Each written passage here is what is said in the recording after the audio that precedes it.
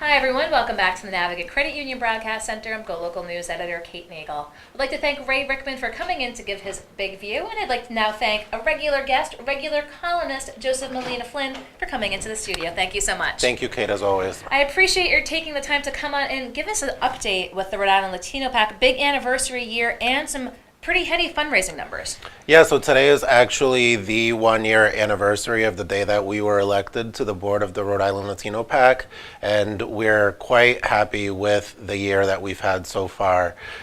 Over the past year, as you saw in our press release earlier today, we have raised over $27,000, which is no small feat, and we're very happy that we were able to accomplish that over the past year. So I am probably going to ask you for some of the secret sauce. You've raised this money. I'm assuming you're in the process of identifying those candidates in those races to put this firepower behind.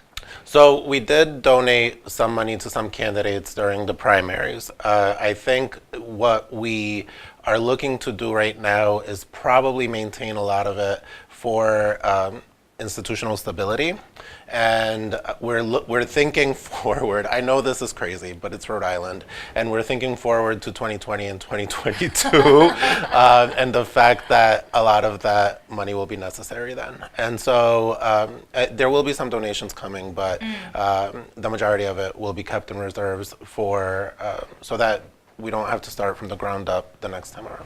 Do you get the sense when talking with folks, talking with both voters and candidates, elected officials, you talk about 2020, that really being a central point as I'm assuming you're looking to potentially unseat the current administration?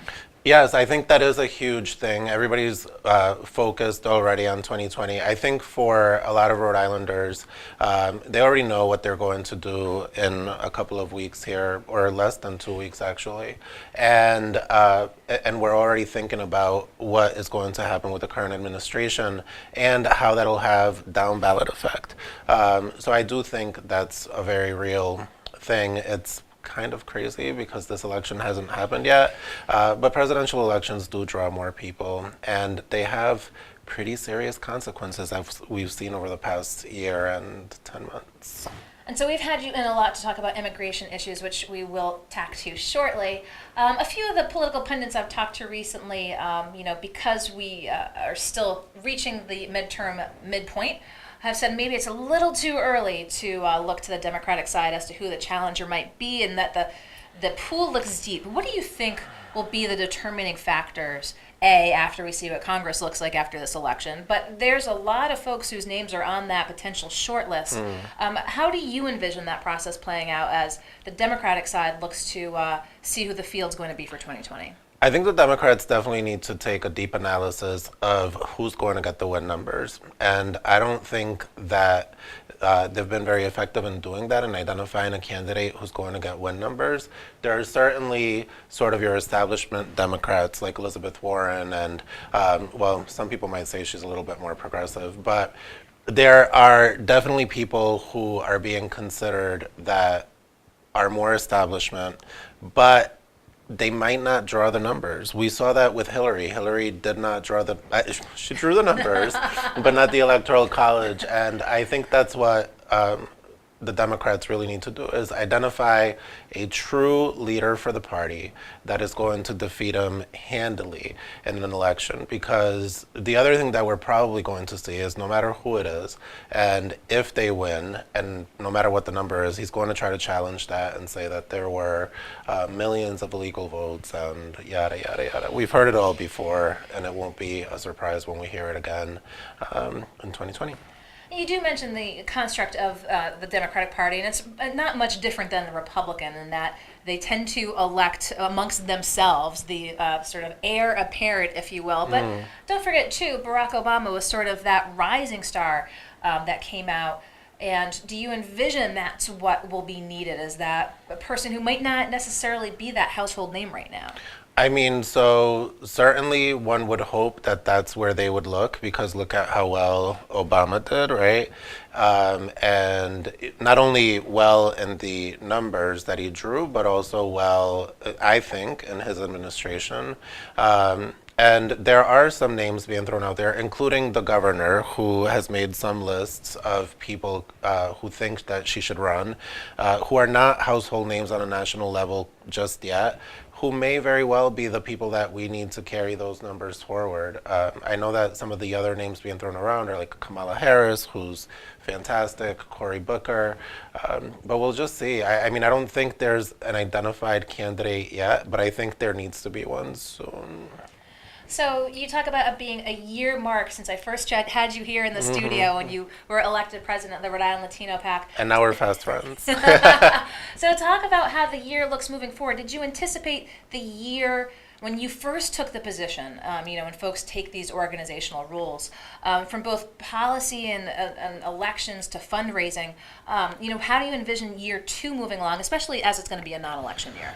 Right. So in year 2, what I think we're going to focus on a lot is just making sure that people in the community and the Latino community know that they are welcome to participate in the political process through our organization. I think sometimes people tend to exclude themselves from these conversations because they feel like they're uninformed, like they don't know what they can contribute.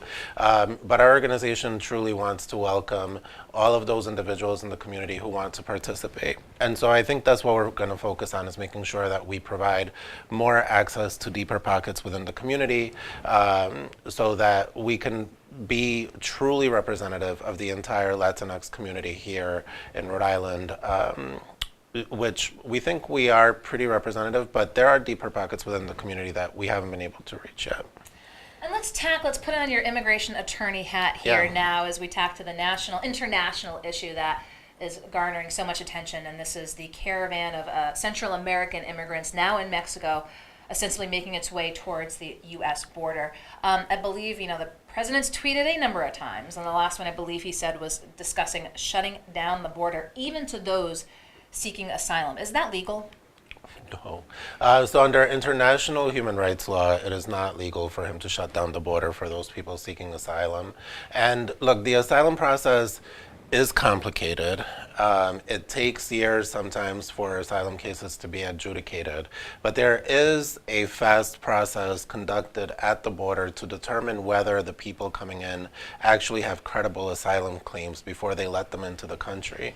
And sure, the courts will be backlogged a little bit with this caravan coming in, but it's nothing they haven't handled before. There was a similar caravan just since the administration took over, and those people made it through the process. So I think, Is this just being obviously, politicized? yes, he's just feeding into the same rhetoric that got him elected. Obviously, it plays well with his base. It plays well with a certain base here in Rhode Island as well. Certainly, Mayor Fung is capitalizing on that rhetoric. He sent out a press release earlier today. I mean, not about the asylum seekers, but just in general The about case. the arresting the people for ICE by the local and state police if he were elected governor. And so obviously, like, one can understand why he goes out and makes these grand pronouncements. He's hoping that it'll have an effect on the ballot. Hopefully he doesn't actually take that action, because that would be a regression for the United States in terms of the way we're viewed on the international stage. But we'll have to wait and see. I mean, like everything with him, you just never know. You say he can't possibly do this, and then he does it. So we'll see. We shall see, of course, as we approach the midterm elections here. The question of the politics of this and the response to it certainly is at the top of mind.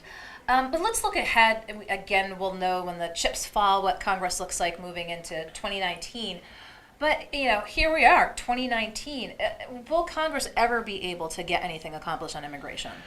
So we've had this conversation before offline, and I don't think that they're going to get anything done anytime soon, because people are negotiating from extreme positions on both sides. And I think what everybody does agree on is that the immigration system is broken. I think how to repair it is probably the bigger issue. And I don't think that the conversations that are being had right now are in earnest. I think the only way that Congress will get something done on the immigration issue is if they have a supermajority that can just get whatever it is that they envision the reform to be without needing the other side's cooperation. But obviously, and that's dangerous, and it's dangerous on both sides because no matter what it is, if it's the Democrats and they push through a great immigration reform package, it's going to have like effects on the future, and then the next time that somebody comes in, they're gonna undo it all. So I mean, I'm just not that hopeful. We've been talking about, like we talked about the DACA issue last year, right? So like last year, one of the first times that you had me on, we talked about the DACA issue and the fact that they had 5 months or something ridiculous to get something done. And no. Here we are a year later and they haven't gotten anything done. And that's a pretty easy issue that most people agree that these people should be given some sort of a path to status. So yeah, I just don't see it. So again, the 1 year mark, $27,000. Where did that hit in your hopes mark? Was that along the lines of your goals? Yeah, so when I initially was elected president, I sort of announced that I wanted to raise $20,000 over the year. Okay. And some people told me that was very unrealistic.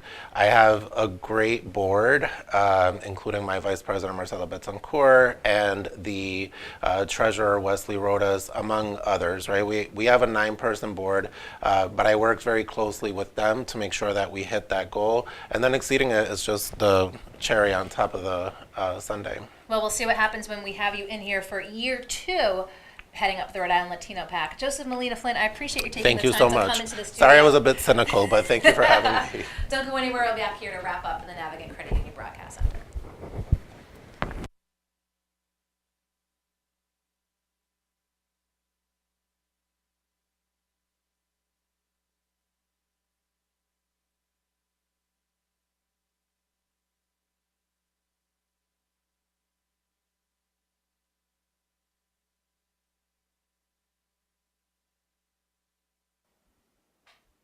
Hi, everyone. Welcome back to the Navigant Credit Union Broadcast Center. I'm GoLocal News Editor Kate Nagel.